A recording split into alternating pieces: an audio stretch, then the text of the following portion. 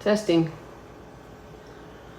Hello everyone. I am back to the cabinet project that I've been working on, and all the handles and hardware are all installed now. The cure period is up. It's been 3 to 4 weeks, and there was a couple small things I needed to do. So I always come back to do a check over anyway, just a courtesy check once the cure period's over for the cabinets, because when I refinish the cabinets, they can use the kitchen like normal, and it's still in its cure period. So just in case anything happens, I usually come back and double check, and then if there's any odds and ends that didn't get done or needed to be fixed, I can do that when I come back. So I have a spot here that I found on the side of the cabinet that had a hole in it, and I guess when I came back, I just really didn't like how it looked. It didn't feel properly. So I want to sand and repaint this side panel here. But what I'm going to show you today is where the wall meets the cabinet box. And then there's crown molding on top of this one. So it's crown molding and then the cabinet box. And then this is the cabinet door. So we call this the boxes, and then we call these the doors. So where the wall meets the box in the corner, it's just such a rough edge on this one. You can really, it's very apparent here. See how rough that is? So when you run into this, the way to get a straight line on this, it's usually not this rough, but every now and then every kitchen's different, and you'll run into something like this eventually. So what I do is, because I already knew what the situation was with this, so I bring the cabinet paint all the way over and slightly onto the wall a little bit. I want to have full coverage with the cabinet paint all the way over. That way when I try to straighten this line today, that way I won't have to, I'll already have the coverage with the white, and all I'll have to do is touch up the wall. Because on this one, I'm going to end up using the wall paint to fix this line and not the cabinet paint.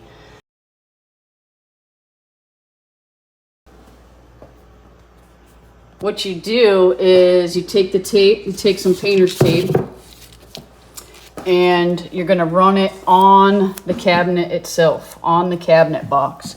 But you want to be slightly, I'm going to get it started here.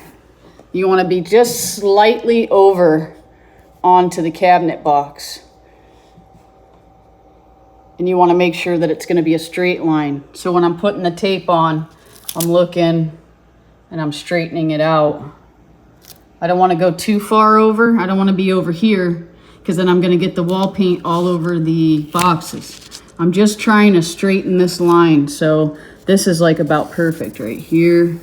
And push down the edge of the tape so it's nice and secure on there, and you have a nice seal. Bring the rest of this tape down.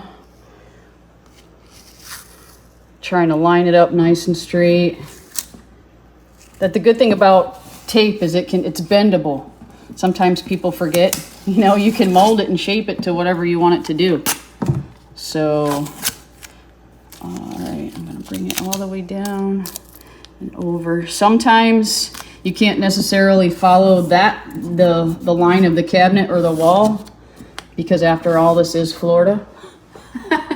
And we don't build anything straight or plumb or anything here. So you're not going to try doing tile. You'll find that out real fast. All right. So I've ran the tape, and I'm slightly onto the box, but I've already brought the cabinet paint all the way over onto the wall. So that way, all I have to do is paint the wall color on here, and I'll end up with a nice straight line, because in the white cabinet paint and the wall paint will blend perfectly together, because it'll be a nice full coverage line there. I'll only have to do it once. So the trick to this is, now that I've got the tape on there, let me show you from like I got stuff on the floor here. So this is what it looks like from looking back at it from a couple feet away. And the next step is going to be with the caulking.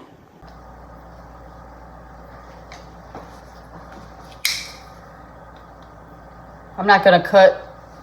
So when I do the caulking, I'm going to open up a brand new fresh one just because I needed it. But for something like this, you don't need to expend a lot of caulk out of this tube. We're going to do the bare minimal. So I'm going to cut a very small, I'm going to cut it kind of small. I'm not trying to get too much excess all over and make a mess. I just got to make sure I'm actually opening it. There we go. So I just have a nice small hole here. Nothing big, nothing crazy. Okay. And you need a rag. Like usual, you need a rag, a wet rag. And this is quick dry caulking. This is the QD. I just use Sherwin-Williams brand. It's really good. Just your typical latex, acrylic latex caulking. What I'm going to do now is, so you can actually buy frog tape or whatever that's supposed to do this without caulking. I don't really like them. They're real expensive and I don't really think they work. This is a surefire way right here. So this is just my go-to, what I do. So maybe another painter has another way, but this is just one trick. So I'm going to take the caulking and I'm going to run just a very fine bead. I don't want to go too excess with it.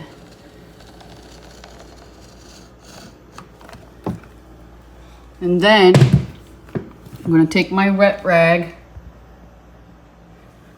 and I'm going to clean it up a little bit, but what I'm trying to do is I'm trying to create a barrier here. I'm trying to seal the edge of the tape here and create a barrier so that the paint won't bleed through. Otherwise you're going to get bleed through. Maybe not on a slick surface like what I'm painting right now, the cabinets. The cabinets are a hard, slick surface. So you could almost probably take, a brush, and you could just do it without the caulking maybe, but this is a guarantee right here. So I'm gonna wipe off any excess and all excess because it's bare minimum on this. I've learned that lesson a couple times. I went a little bit too heavy on the caulking on doing this trick and it won't look right. So, all right. So I've sealed it in and I'm pressing my finger on the tape, along the tape. And that helps to make sure that you got a good seal on that edge too, and that the tape is secure. Once you create that barrier there, where the tape and the wall meet with just a little bit of caulking, then you can go through and you can touch up the wall color and bring it over. And then once you pull this tape off, you'll have a nice perfect straight line if you do it right. So there's a little bit of a trick to it, but it's not very hard to do. And this is a trick that a homeowner could actually do at home on their own. So I'm gonna get the paint out and show you, finish this up. This is the touch-up paint that I'm gonna use that the homeowner gave me. I think they said they are planning on changing the wall color in here now because it's too dark. So, for their liking anyway. And so they're not too fussed. So if this doesn't match up perfect, they're not really too fussed over it. But I'm gonna go ahead and fix this for now. That way it's done. Let me bring this paint over here with me for a minute. Now, because this is quick dry caulk, you want to, one of the tricks to this is You gotta get the paint on there and pull this tape off before it all dries up, or else you're just gonna be pulling the paint right back off. So you gotta do it while it's kind of still wet. But you wanna give it a few minutes for the caulking to set up, at least start setting up and start drying. You just don't wanna leave the tape on it, walk away for a couple days and then come back and try to, you know, or if you at half the day or a couple hours and then come back and try to pull it off. You want to do it within a reasonable time frame. So let's see how good this paint's going to match up. I only want just bare minimum on my brush, and this is probably a little bit too much, but I'm a heavy cutter and I'm going to take whatever little bit is on this paintbrush right here and I'm going to run it all the way down right here. So it's not going to be perfect to start off, but I just want to get it in there. So I'm just going to get a lot of that excess paint that I had on my brush and I'm going to get it started, and I'm going to put a little bit all the way down along the way. That way now I can just take my brush and kind of feather it in. You don't want your bristles to go hard into the corner where you got the caulking, because you're gonna dig the caulking out and you're gonna mess it up. So if you put your brush kind of like an angle on the wall like this, instead of like this, you don't wanna do this in the corner of it. So if you do like this, you know, and go down the wall, you'll have a better, it'll finish better for you. See how I'm just laying it on the wall like this and I'm just running it down. Not too much, not too hard. Getting it in the corner there. You might have to jam your bristles just to get it in the corner, but other than that, bring it up here. And that's gonna be it. So, I mean, you could feather it. I think that the color's matching up pretty good. It's always lighter when it's wet, and it will always dry just a tad darker. So you always want to feather it out. You know, dry brush it, really feather this out. That way it will blend in good.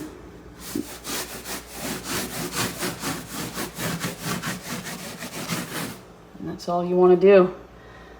So let me pull this tape off for you and show you, and we'll have a look.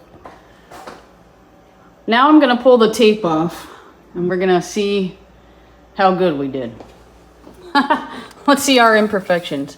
So another thing is, when you pull the tape off, there's kind of a thing with that too. You wanna pull it, you know, tight in the direction almost. You don't wanna, I mean, you could pull it however you wanna pull it. Just, you play with it and you'll see. So see what a nice it straightened that line out so good. So when you're pulling the tape, if you pull it in an upward direction, I usually will pull, or if I start from the top, I will pull it in a downward direction rather than pulling it to the side, because if you pull to the side and there's excess paint in here, it might string off and then get onto the box. So if you pull it like straight down, you run less of a chance of messing up your line, basically. So you can see here I'm pulling it down.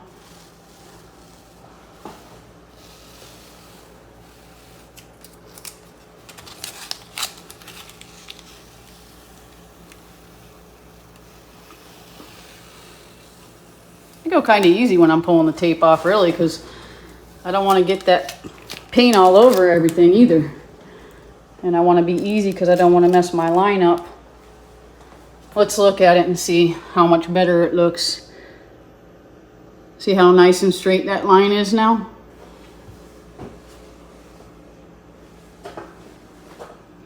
And then you can see the top where I stopped with the tape and I didn't fix that top part. Oh, I did get paint. See what I'm talking about? Transfer. I got paint on it right there, the wall paint. And the last thing you want to do is have to touch up and then touch up and then touch up. So I'm going to caulk this.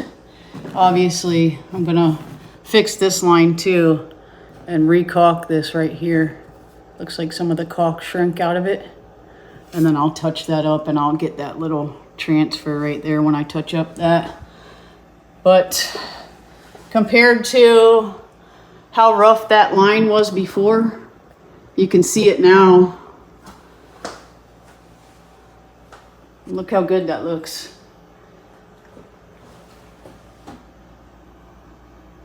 Nice and straight. Compared to if you just cut it in and you didn't do this trick and you just cut the box in and left it like that. That's what it looks like if you do that. And then when you straighten out the line, it'll look like this. I hope that helps. I hope I explained it all in detail enough so that you guys will know exactly what to do if you want to try this trick. Another paint trick.